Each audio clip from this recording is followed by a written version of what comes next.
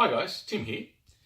This is a flight review from a flight from Sydney to Bangkok. I'll be traveling on a 747-400. I really wanted to make this video as lots of people are trying to jump on the 747s before they are finally decommissioned. So hopefully all you av geeks out there could enjoy it, and I hope you do. I want to say sorry beforehand for some of the rookie errors I make in this video. There are quite a few there, but I promise I'll get better as I make a few more videos. This particular video is shot on the lower deck at the bulkhead seat just before the first class cabin. And I'll try to get as many shots as I can for you. It's about a 9-hour flight, and the first course you see will be a first course for us. So we got a bit of a extra special gift by the lovely cabin crew at Thai Airways. The video begins in the Air New Zealand lounge at Sydney International. If you fly business class on Thai, they'll put you into the business class lounge for Air New Zealand, which is a Star Alliance partner. Due to the fact that there are big school holidays in Sydney, it's late September, all the families are out, they're all going overseas, and the airport lounges were absolutely packed. So I couldn't really get that much footage. I just didn't want to be rude and take pictures of people. Wherever I panned my camera, there were people there. I just didn't want to do that. So I did the best I could for how crowded it was. Maybe I just don't have the name to be walking around and taking films like some of the more fancied YouTubers. Nevertheless, I did my best with this one, and I hope you enjoy it.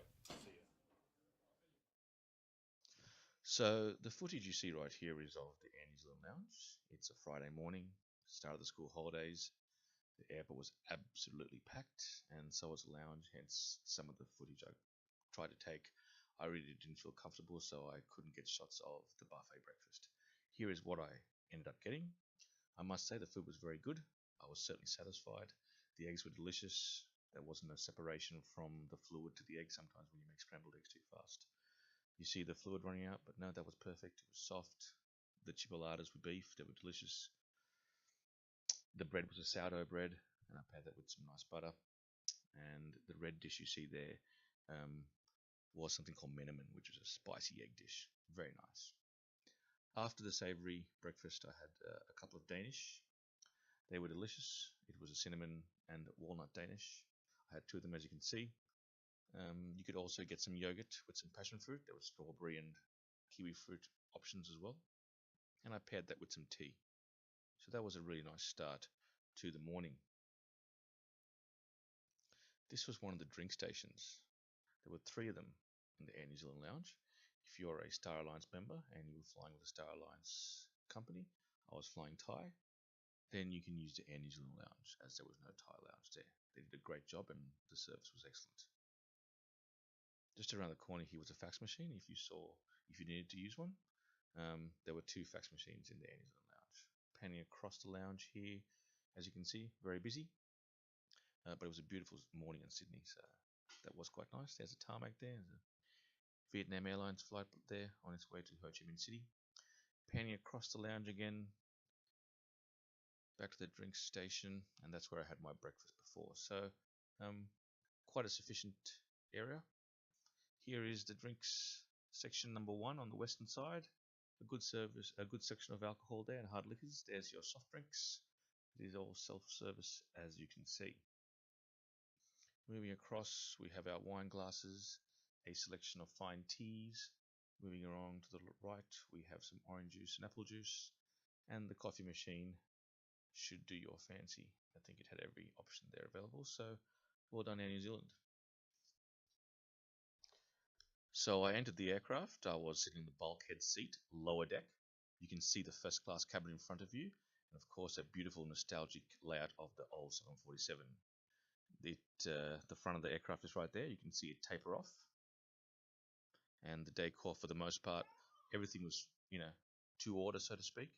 But most people that enjoy these 747 flights get it for exactly this reason, to get that last bit of nostalgia before these aircraft are actually decommissioned. And it was a wonderful flight, I must say. The IFE was quite good, had about 100 different films in terms of selection, TV shows, series, miniseries. The section was quite good, so certainly happy with that. This is at the back of the lower deck business class cabin. Again, I love that old decor. everything worked perfectly fine, but they still kept that old 747 feel, that classic iconic feel was there. So that's what I came for. That's what I bought the ticket for, and I certainly hope you enjoy this as I'm sharing it with you. Up the stairs you go to the upper deck of the business class, coming around here, and we have the whole business class lower deck cabin. Quite a cozy little cabin, but certainly, and as you can see on the right hand side there, there's no windows, so that's where the galley is. It's a really interesting formation. On the left hand side are the windows. It's a very large screen actually on these 747 business class seats. You can see reserve signs there. I think that was mainly for the purser to use. I do apologize for the quality of the video. I make a few errors here as it is my first one, and I do apologize for that.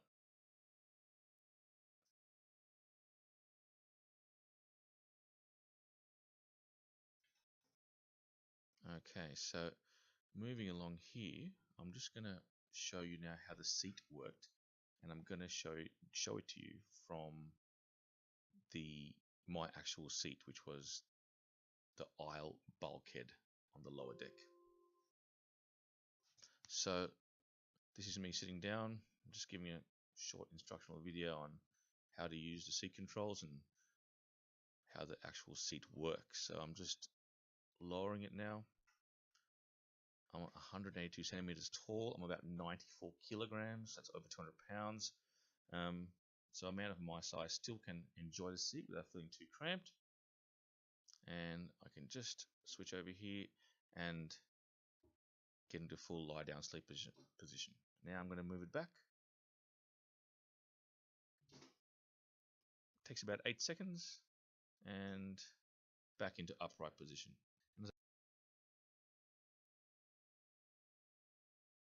Okay, so I just want to talk to you about the amenity kit. The interesting thing was that I did take a connecting flight to Copenhagen, and I flew a 777-300, and the amenity kit was slightly different. I think you get different amenity kits depending on the actual aircraft model you fly with, Thai. Both were fine. The one you got in the 777 was slightly better, but for the most part, both did their jobs really, really well. So absolutely no problem with either of the amenity kits. I did find them very useful. I certainly encourage you to use some of the products on them. Obviously, these amenity kits are designed to make your flying experience better. I'm going to pick up the eye mask. When you get to bed and you try to sleep, especially in a 2-2 configuration, if the person next to you is watching a film, you're going to want to maybe put that over your eyes so the glare from the screen doesn't affect you as you sleep.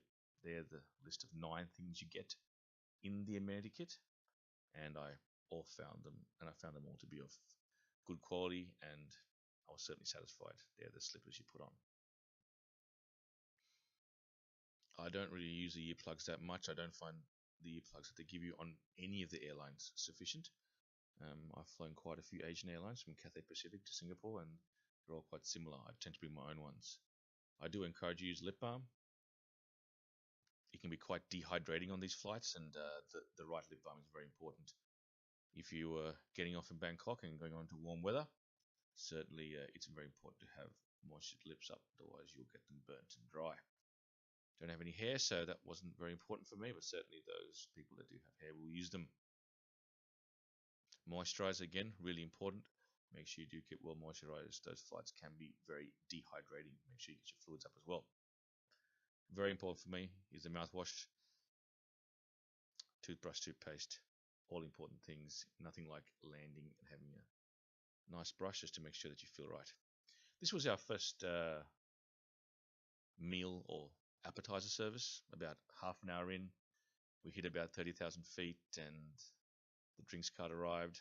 I really enjoyed my cognac. That's a 12-year-old cognac. Again, the type of cognac differed depending on the aircraft you're on. On my Copenhagen leg, it was a different brand. I'll get you the names at the end. Both were very good. I did find the 747 a little bit better. It was certainly smooth. It was 12 years old, but actually both cognacs were 12 years old. And I did really find that to my liking. So well done, Thai, for providing such good quality drinks on the aircraft. It was paired with some nuts, some pecans, as you can see there, dried fruit, cashew nuts, I didn't talk about the noise cancelling earphones, but they were great as well. Now, this is interesting. This is a first class starter service. So the two cabin crew serving me and my friend on the window aisle really enjoyed this particular part of the service. They said, we got some extra first class starters. Would you like them? We said absolutely. And it was delicious. Great crockery, good to use proper crockery and cutlery. There was some delicious smoked duck with some pan fried asparagus, radish, and some potato salad. We went traditional Thai for the main course. It was fantastic. You can see a crab claw there with spicy crab filling. They used the outer claw shell and then filled it with a mixture of the claw and central cavity of the crab. Delicious it was. There's some dressing there, some green beef curry, delicious with the soft fluffy rice. And to the right was some delicious fresh mussels. The quality of the Thai food was excellent. And I do recommend you go with the local foods on the local airlines. To be fair, I'm not a big fan of Asian cuisine, Asian desserts, regardless of it being mainland Asia or subcontinental Asia. Those are the choice you get: the pandan and the custard. They were nice, but I'm certainly not an expert in Asian desserts, so I don't want to be giving too much of a review. They were nice, they were satisfactory. I did ask for a few Ferrero Rochers, and because the cabin staff was so nice on Thai, they were more than happy to help.